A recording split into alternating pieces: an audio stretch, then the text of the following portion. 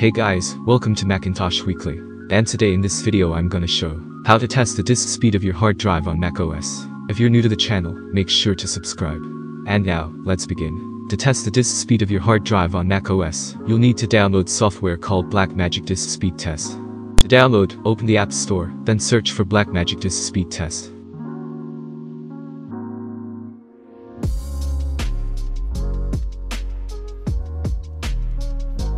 Now after you get the search results, click on Blackmagic Disk Speed Test and then download it.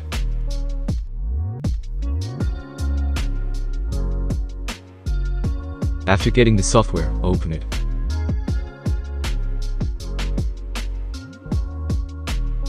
After the software opens, you can click on the Start Speed Test option and the disk speed test will begin. By default, the target drive is your boot drive. Here you can see the drive's write and read speed. To stop the speed test, again click on Start the Speed Test option and the test will be stopped. Now to test the speed of your external drive, firstly connect your drive and, after it appears, in the Blackmagic app, click on the gear icon and then click on Select Target Drive option and after that select your drive, then click on Open and now just click on the speed test disk and the external disk speed will be determined.